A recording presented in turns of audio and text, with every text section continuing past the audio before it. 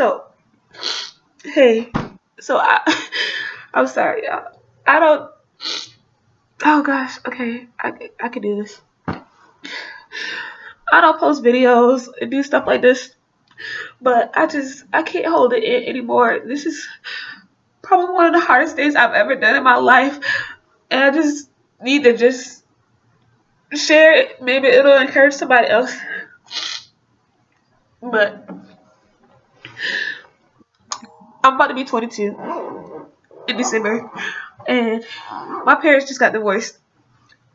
And a lot of people, even now, like I feel like a lot of people don't even know that our family split apart now. But people think that you're only affected by divorce just because you live in the house. Like my younger sisters, they're 15 and they're going to the 10th grade this year, and people just think only the kids that live in the house are the ones that are affected by the parents. And that's not true. That's not true at all. Like I've been living on my own. My brother lives on his own. I've been living on my own for the last 2-3 years.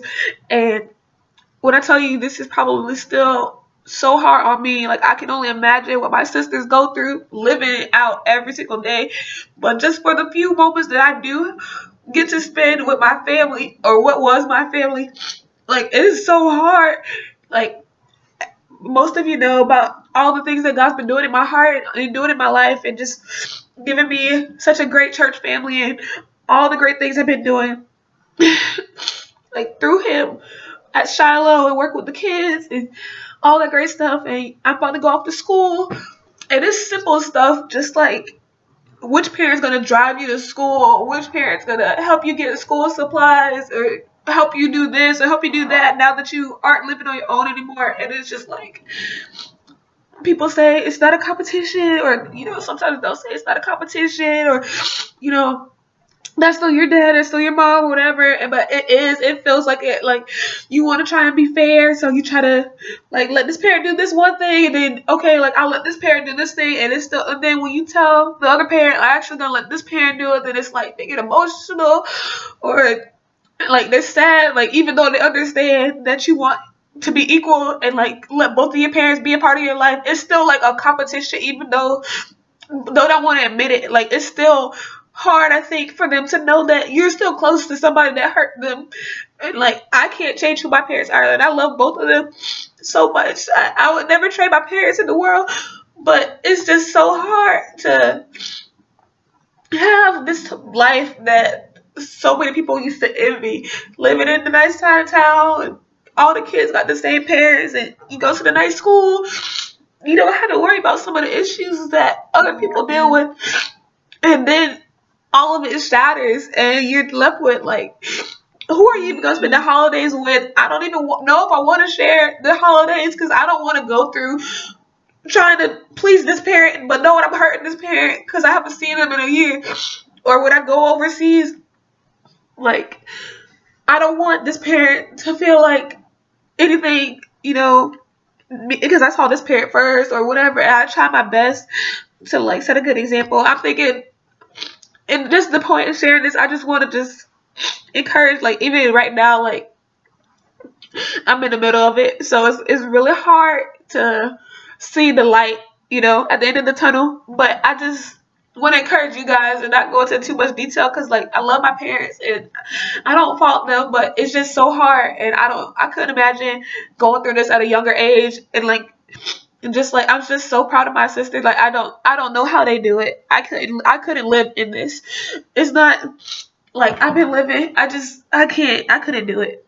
But I just wanted to just show how even through this, like God is still sovereign. Because Pastor Cameron actually just preached on this, or Joshua Elmore, he actually just preached on this in Impact 180 this past week about Romans 8:28, and I don't want to misquote it, so I'll just read it verbatim from the Bible.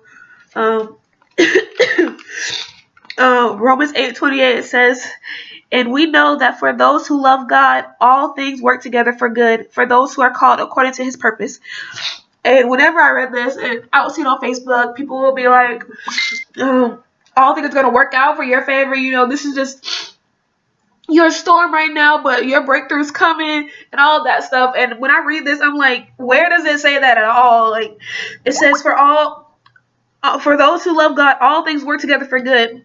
And what I learned this weekend and what I'm learning right now is this does not feel good at all. Like, your parents being divorced, it does not feel good. You having to decide if you're going to spend time with this parent over this parent this week or all that stuff, that is not fun. But I know that for those who love God, it's going to work out for good. It might not look like good for me, but I know there are kids that I'm going to work with when I come back to Jacksonville, or kids that I minister to when I move to Tampa, or even my own peers when I go to Word of Life that are going to be dealing with parents that are getting divorced. And while I don't like the feeling right now, it's going to be good because through what I'm going through, God is going to allow me to have the words of encouragement to give to somebody else who's going through a similar situation, who finds out in the middle of their first year at the Bible Institute that their parents are getting a divorce and they thought it would never happen. Or someone else could come alongside me and start to have the courage, someone who's already gone through it for years, who still is stuck in this feeling of like regret or feeling like it's their fault, like now have a closure. And so I guess this was my way of just trying to get the emotions out, y'all. So just bear with me, but I just had to share it with y'all because it's so hard, and I don't try to put up a front for y'all. Like, everybody knows me, like, I'm pretty goofy, like, I like to have fun, I'm pretty chill, like, I don't have to go out to have a good time or anything like that. Like, I really do try my best to make sure that the me that y'all see on social media, it really reflects in my life, and I'm out here doing ministry just as much as I talk about it on my page.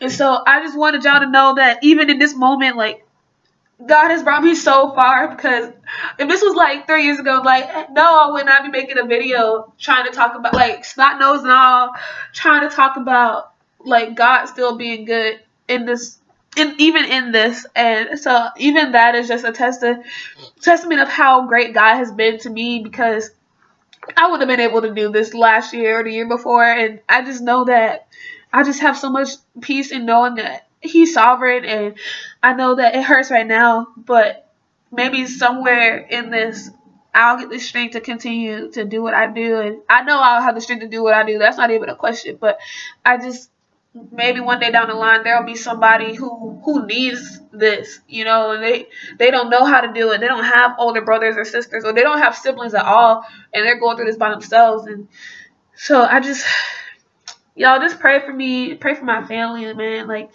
I don't like to put us all out there like that, but I just feel like there's so much power in praying and touching and agreeing, and that might not heal my family, but it can at least heal us spiritually. And I pray that God will just cover us and just keep us and just continue to work in our lives. And through this, who knows, like, it's teaching me a lot, even about my own relationship right now. And just like, I just see this as being like a catapult for a better beginning. I don't want to say this is the end of our family.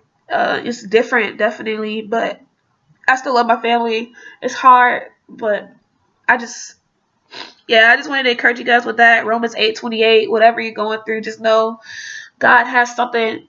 I don't want to, it's so cliche, I don't want to say He has better for you, but just know that He might have better for you. That's not necessarily a bad thing. He might have better for you. It's not a guarantee. Your storm might get worse than this, but all things work out for good. And so the bigger question is, like, not do I want it to work out for my good, but do I trust that through whatever I go through, God is sovereign, and I want what He wants. Like, you have to really check your heart and see, like, do you want it to work out just because you want it to work out for you, or do you want it to work out because you want to win souls for the kingdom?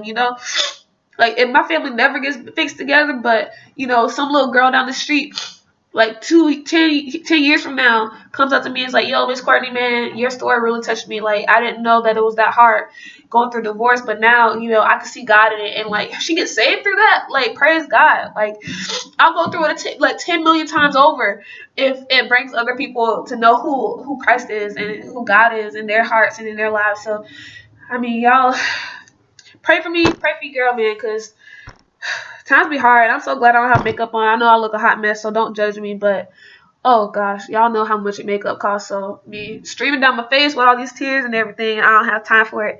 Trying to be cute and all that, but just know God is good, man. Like everything, God's good, and y'all just, if y'all still have y'all families together, man, like don't neglect it, man. Like don't be so quick to move out, and don't be so quick to like be independent and everything, because they could be gone like that, and it doesn't have to be death physically. Like you don't. I live in the same city with most of my family, not counting my brother, because he's in school in Tallahassee. But all the other people in our household live in the same city, and on any given like last year, might have seen them once every 3 months, and we live like like 15 minutes away from each other.